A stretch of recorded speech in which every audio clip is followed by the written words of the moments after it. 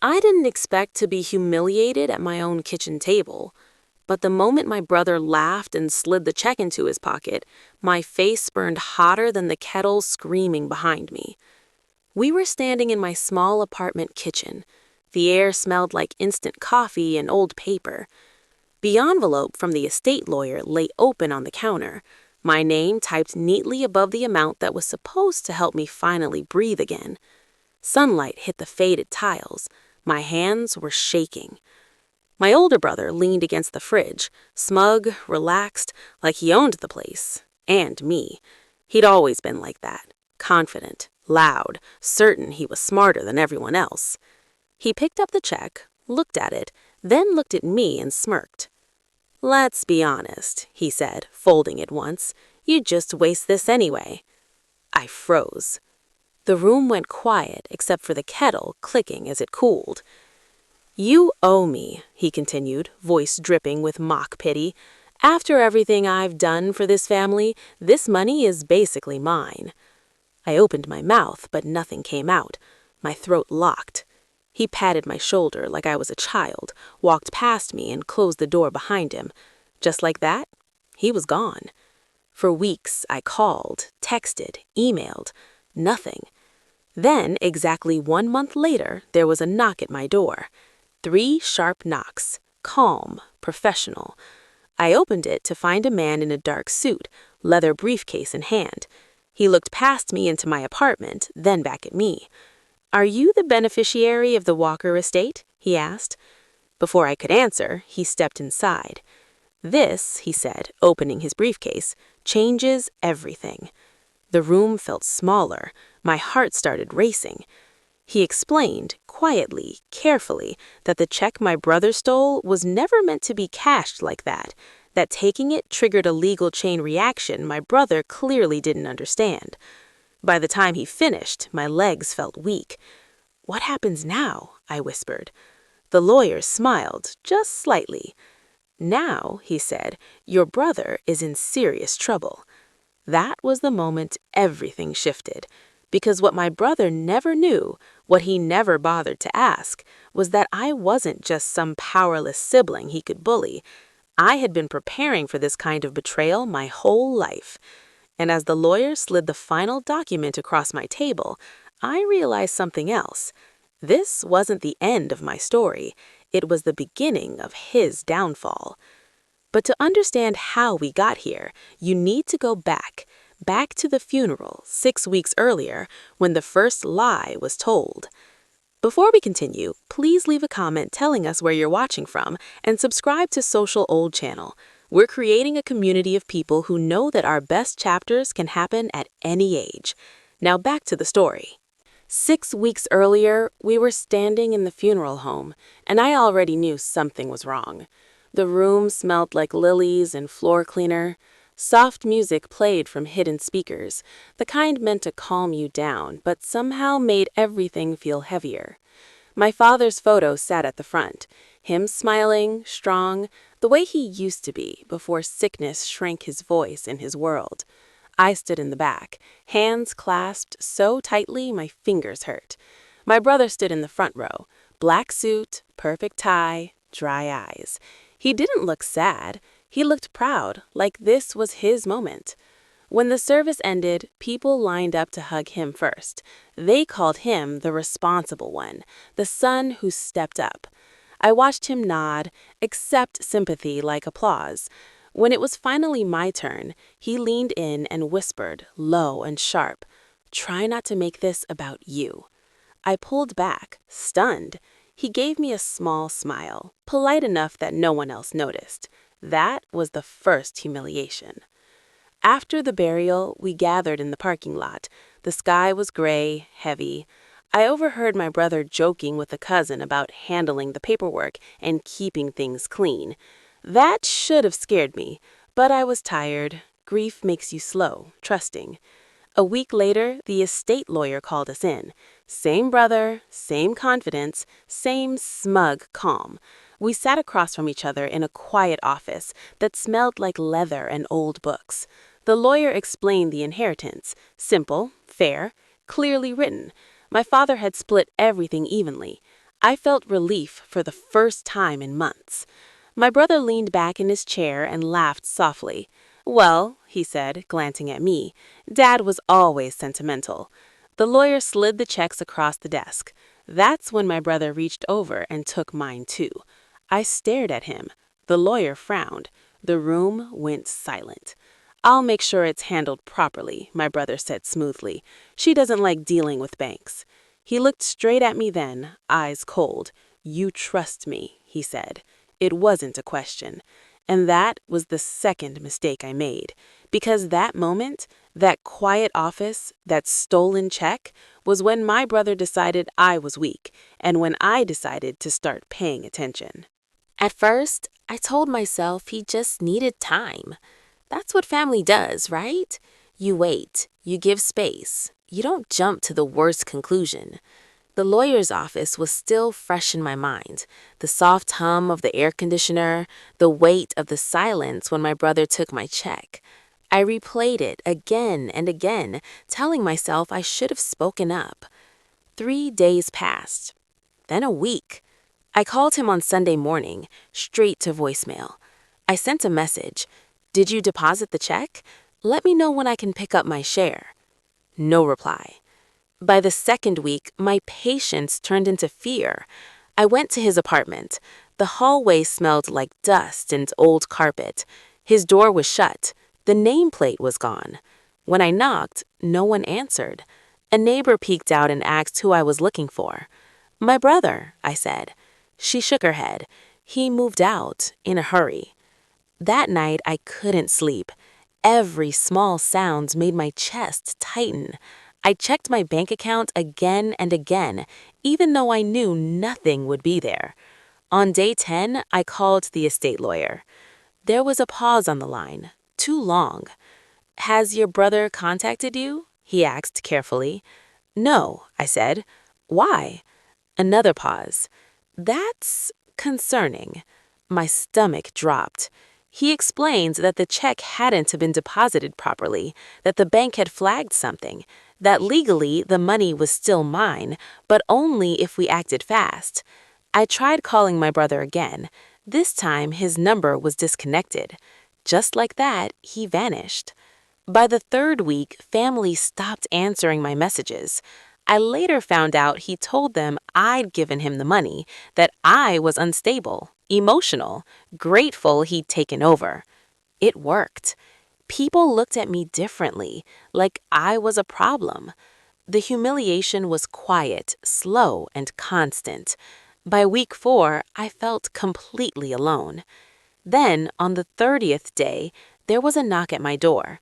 Not loud, not angry, measured, professional. 3 knocks. I opened it and saw a stranger in a dark suit holding a briefcase. "Are you," he asked, "the rightful beneficiary?" And in that moment, I knew my brother's disappearance hadn't saved him. It had exposed him. Before I continue, pause for 1 second. If you've ever been betrayed by someone you trusted, if you've ever been made to feel small by your own family, subscribe now. Because what happens next is the moment my brother realized he picked the wrong person to steal from. The man in the suit stepped inside without raising his voice. My apartment suddenly felt too small. The hum of the ceiling fan, the ticking clock, my own breathing, I noticed everything. He set his briefcase on the table my father had built years ago and opened it slowly. "My name is Mr. Harris," he said. "I represent your brother." That sentence hit like a slap. Represented? He was alive, free, comfortable enough to hire a lawyer. I felt my hands curl into fists. "So where is he?" I asked. The lawyer didn't answer right away. He pulled out a folder, thick with documents. He believed taking the inheritance check gave him control, Mr. Harris said evenly. Unfortunately for him, it did the opposite. He slid a paper toward me.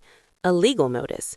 The bank had flagged the deposit, the estate account was frozen, and by cashing a check that wasn't legally endorsed, my brother had triggered an investigation. I looked up. "You're not here to help him, are you?" For the first time, the lawyer hesitated. "I'm here," he said carefully, "to see if you're willing to settle." "Settle? After everything?" "That depends," I said, "on what he's hiding." The lawyer met my eyes then, really looked at me. "He didn't tell you that your father left more than money." My heart skipped. "There's a second file," he continued, "one your brother never knew about. Assets tied to a name he didn't recognize. My name." The room went silent, because in that moment I understood the truth. My brother hadn't stolen my inheritance, he'd revealed it, and the worst part for him, I was the only one who could decide what happened next. The lawyer waited until the silence settled. Then he opened his briefcase again and removed a thinner folder, plain, unmarked, almost easy to miss.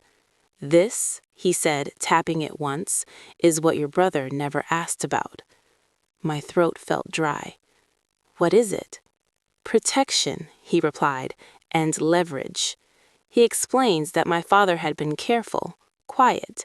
He'd seen the way my brother pushed, controlled, took. So before he died, he set up a secondary arrangement, assets placed under a trust, tied only to my name, triggered if anyone tried to interfere with my inheritance, including family. I sat down slowly. "So when my brother took the check," I began. "He activated it," the lawyer finished. My hands trembled, not with fear this time, but with something sharper, understanding. The lawyer continued, "Your brother assumed you were unaware. That made him confident, careless." I almost laughed, because he was right. My brother had always mistaken my silence for weakness. The lawyer slid another document across the table. "This gives you full authority. You can freeze his access, reclaim the stolen amount, and pursue damages." I stared at the page, my name at the top, clear, final. "And if I don't?" I asked. The lawyer closed the folder. "Then the investigation continues without your cooperation. Criminal charges become likely." For the first time since my brother walked out of my kitchen, I felt calm. I thought of the funeral, the whisper, the smirk, the way he took my check without asking. I picked up the pen. "I won't protect him," I said. The lawyer nodded, unsurprised. "Then there's one more thing you should know." He leaned in slightly. "Your brother has been calling, panicking. He thinks you don't understand what's happening." I signed the document. Outside, a car door slammed. Somewhere, a phone was ringing, and for the first time, it wasn't my life falling apart. It was his. The phone rang the next morning. I stared at it as it vibrated on the table. The name on the screen made my stomach twist. My brother. For a moment, I considered letting it go to voicemail, letting him sit in the same silence he'd left me in for weeks. But then I answered. "Hello?" I said, calm. There was a sharp breath on the other end. Relief, panic, anger, tangled together. "Why didn't you tell me?" he snapped. I leaned back in my chair. The sun was coming through the window, warm and steady. "Tell you what?" "You know what," he said. "The trust, the lawyer, all of it." I said nothing. The silence stretched. This time, it worked on him. "They're freezing my accounts," he said, voice lower now. "You need to fix this." Need. I almost smiled. "You took my check," I said. "You disappeared. You told people I gave it to you." "That was temporary," he said quickly. "I was gonna straighten it out." A lie. We both knew it. "I just need you to sign something," he continued. "We're family. Don't ruin my life over money." Family. I thought about the funeral, the whisper. "Try not to make this about you." "I didn't ruin your life," I said evenly. "I stopped you from ruining mine." His breathing grew uneven. "If you don't help me, this could get serious." I looked at the signed papers on my table, the ones he never knew existed. "It already is," I said. For the first time, his voice cracked. "Please." That word hung in the air, heavy, unfamiliar. The brother who mocked me was gone. In his place was someone scared. "I'll think about it," I said. "You will?" he asked, desperate. Yes, I replied, and ended the call. I didn't owe him an answer yet, because part 6 isn't about what I said to him. It's about what I found out next, the secret he'd been hiding since before our father died. 2 days after the call, the lawyer reached out again. This time, his tone was different, tight, urgent. There's something new, he said, and you need to see it in person. We met at his office that afternoon, the same quiet room, the same leather chairs, but the air felt heavier, like the truth was already waiting for me. He placed a file on the desk, thicker than the others.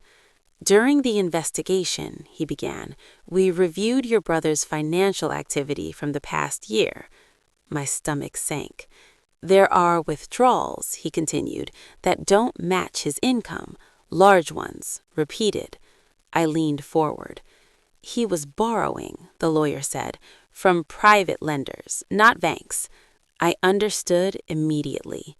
Debt. The lawyer flipped a page. He took the inheritance because he was already drowning. Gambling losses, risky investments, and one agreement he couldn't back out of. I felt cold. What kind of agreement? I asked. The lawyer hesitated.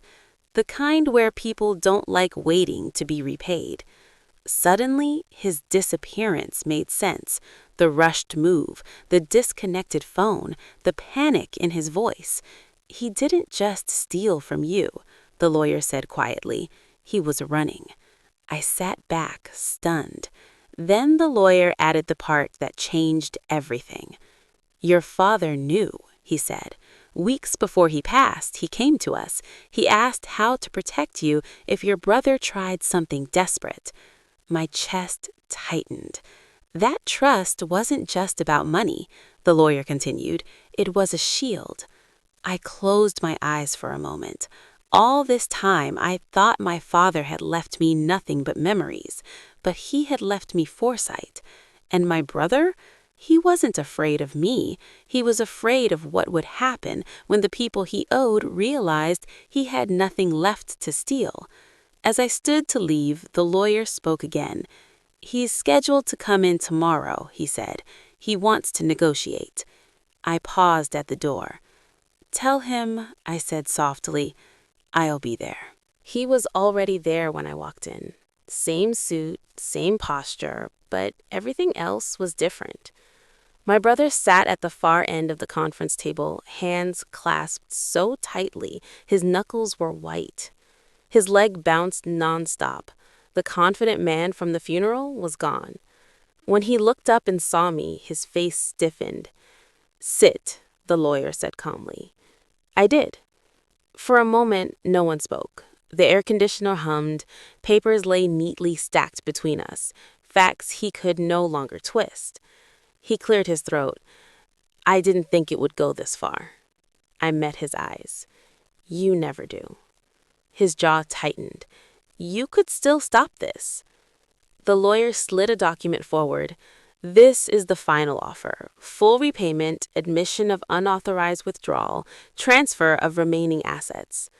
My brother's hand shook as he read. You planned this, he said suddenly, looking at me. You waited. I shook my head. No, you underestimated me. Silence. Then his voice dropped. If this continues, I lose everything. I leaned forward slightly. You lost my trust the moment you took what wasn't yours. He swallowed hard. The lawyer spoke again. There is one condition left. My brother looked up, hope flashing in his eyes. You apologize, the lawyer said, on record. The room froze. He turned to me, searching my face, for mercy, for weakness, for the old version of me. I didn't look away. I am sorry, he said finally, the words scraping out of him, for taking the money, for lying, for thinking you wouldn't fight back. It wasn't sincere, but it was enough. He signed. The pen hovered for a second, then moved. When it was done, he slumped back in his chair, empty. As I stood to leave, he spoke one last time. Was it worth it? I paused at the door. I didn't win. I survived. And that's something you never thought I could do. When it was over, the silence felt different. Not heavy, not sharp, peaceful. The lawyer gathered the papers and left the room. My brother stayed seated, staring at the table like it might explain how everything slipped out of his control. I didn't look back when I walked out. I didn't need to. Some endings don't require goodbye. In the weeks that followed, the money was returned, every dollar. The trust was secured. The investigation closed quietly, just the way my father would have wanted. My brother disappeared again, this time not to run, but to hide. Family members slowly reached out. Some apologized, some didn't. I learned who truly listened and who only believed the loudest voice in the room. I moved out of that small apartment, not because I had to, but because I could. I bought a place with light, with space, with silence that felt earned. One evening, while unpacking, I found an envelope tucked inside an old book, my father's handwriting. Inside, it was a short note.